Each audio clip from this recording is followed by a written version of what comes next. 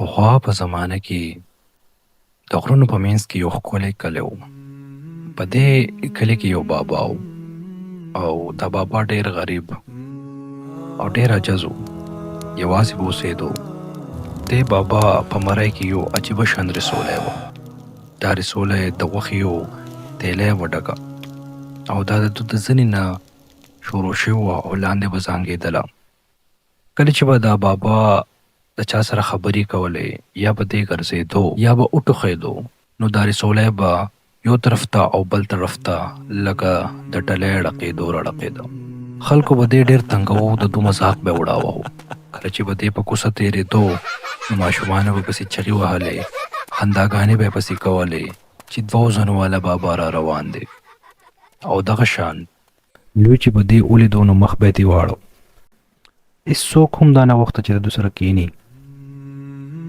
دا رسولی د دې مشر دپاره صرف یو جسماني بوج نه و بلکې یو عذاب غوندې و چې هغه د ده روح زخمي کړی و. هغه به د شپو ایښ و. د شپې به بابا له خوب نه ورتلو. هغه ته به د دې رسولی بوج محسوسېدو.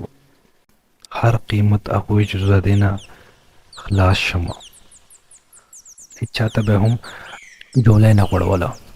اسمان ته به یې کتل، سترګو کې به یې اوښکې رالې او دعا یې به کوله، ای زما ربه دا زندګي خو تا ماله راکړې ده او دا بوج زما په مرۍ کې هم تا اچولی دی. زه ستا نه ګیله نه کوم، ما دومره مه کمزوری کوه چې حلال رزق ګټل ګران شي او چې کله ستا رضا یي نو ما د دې عذاب نه ماله نجات راکړه. هغو ته پته وه چې د دې رسولی دپاره د هغه سره روپۍ هم نشته. هغه به صرف اسمان ته کتل خپل عزت ساتلو دپاره او د خېټې لوږې ختمولو دپاره. هغه به روزانه ځنګل ته تلو او وچ ډکي به یې کتل، هغه به یې ماتول او بیا به یې خرڅول. وخت تېرېدو سخت یخنۍ راغلی.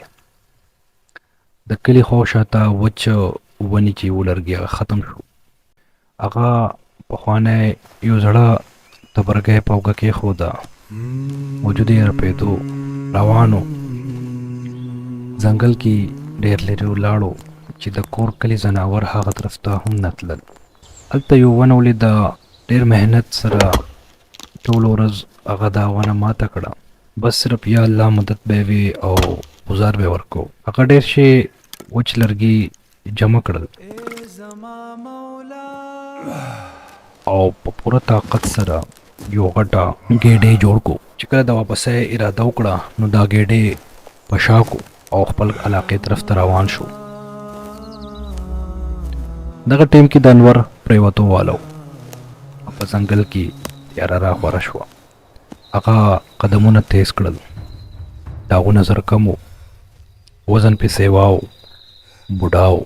ضعیف و. کمزوری و. هغه په مخه په دې لاره باندې ټوکرې خوړې. نو ټیم داسې راغی چې بلکل ستړی شو. رسولی هم در شروع کو کم چې د هغه په مرۍ کې وه. بس هغه کې همت نه و چې نور مخې ته لاړ شي.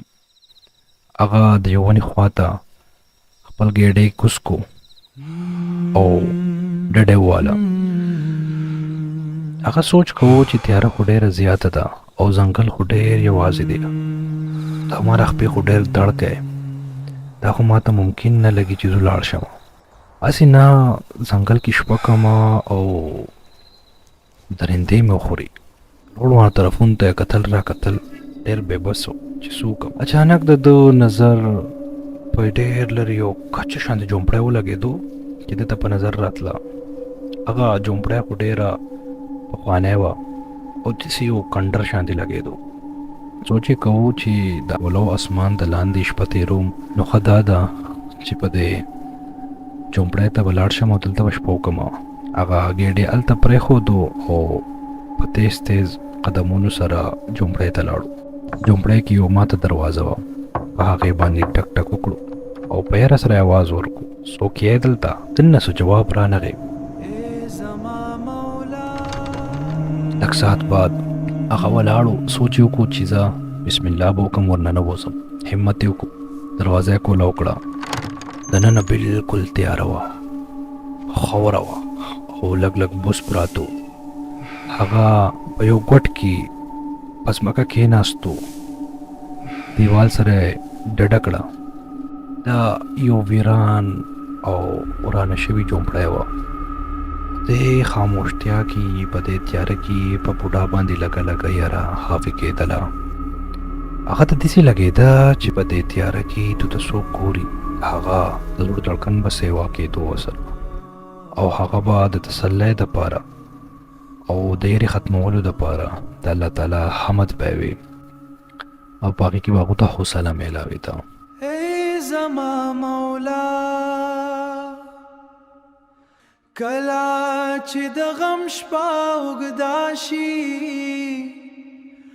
او سترګې په خاموشۍ کې لمدې شي، یوازې ته د زړه زخمونه روغوې، یوازې ته د صبر ډیوه بلې کړې. د هغې اواز کې یو دړو دړو، یو تنهایی د غربت غرب شامل و. هغه یو صوفیانه کلام وی چې په هغې کې د الله په ذات بروسه وه، د دنیا نه بې رغبتي وه، د خپل غم مداوه وه. د بابا د آواز ډېر حیرت انګیز طور باندې زړونه اثر کړ. یوازې ته زما مرهم، ای زما مولا. اچانک په دې خاموشتیا کې یو آواز راغی. واه واه، دومره خوږ آواز د انسان نشي کېدی. بابا چې دې ډېر زیات حیرت او د یېرې نه کېناستو.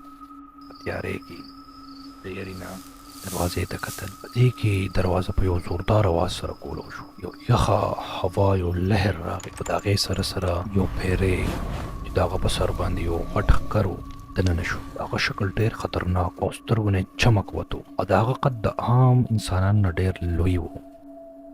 دا یو ښکر والا پیري پسې شاته کچ نور پیریان راننوتو. د چا پوزه کږه وه، د چا غوږونه اوږد و، څوک یو شان څوک بل شان. بابا چې د جنات ولیدل، د هغه باندې یره راله. د هغه د زړه دړکن تیز شو. هغه وی چې بس نن خو زما د ژوند آخري ورځ ده. دا پیریان خو دې ژوندی نه پاتې کړی. بیا هم هغه له الله تعالی صبر ورکړی. هغه وی که ما د خپله یره وښوله، نو بس دا خو نن زما آخري ورځ ده. هغه په زړه کې الله یادو، خپل یرې ختمولو دپاره نور هم زور ورکو او حمد یې نور هم تیز کو. مونږ کمزوري مات شوي، په هر موړ کې راغورځو، او بیا ستا رحمت مونږ پورته کوي. ای زما مولا، ته زما مرهم، زما رهبر، زما الله یې. په لږ وخت کې هغه خطرناک پیری چې کوم دی، عجیبه ناشنا حرکات یې شروع کړل او په یو دایره کې تاوېدل د یو بل. بابا کلام ختم کو. د جنات دا سردار د بابا خواته کېناستو. د بابا نه ډېر دار آواز سره سوال وکړو. انسانه، ما خو د اوسه پورې دا قسمه کلام نه دی اورېدلی. دا راته ووایه چې ستا د دې آواز راز څه دی؟ دا کمال تا د کوم ځای زده کړی دی؟ دا بابا ډېر نهایت ذهین انسان و. هغه چې کله د سردار د جناتو د مشر د سوال واورېدو، نو اچانک په دماغ کې یو ترکیب جوړ شو. هغه ته پته وه چې دا پیریان خو د انسانانو نه هوښیار نه وي. ته ووایې د کوم ځای نه مې زده کړی دی؟ سردار صاحب، رحمت نه ډکه ده، تیلی نه، دا ټول کمال خو د دی دی. څه مجال چې زه داسې آواز راوباسم، دا ټول سر او دھن دا خو په دې غوښې په دې تیلی کې دننه پروت دی. چې کله زه خوله کوله وکړم، نو دا تیلی په خپله ګویا شي. ټول جنات دې بابا ته ډېر په غور کتل شروع کړل، په حیرت سره. بیا یې سولی ته کتل چې دا لا څه شی دی. د هغوی د چمکدار سترګو کې لالچ راغی. پټې پټې خبرې شروع کړې. چې کوم مشر جن و، نو هغه را مخکې شو او ویې دا آواز زمونږ ډېر خوښ شو. زمونږ سره خو هر یو شی شته، خو دا قسمه زبردست آواز نه لرو. مونږ وایو چې دا کرامت نه ډکه تیلی دا ته مونږ ته راخرڅه کړي. ته چې څه غواړې مونږ به درته درکړو. بابا په زړه کې د یو خوشحالۍ لهر شو.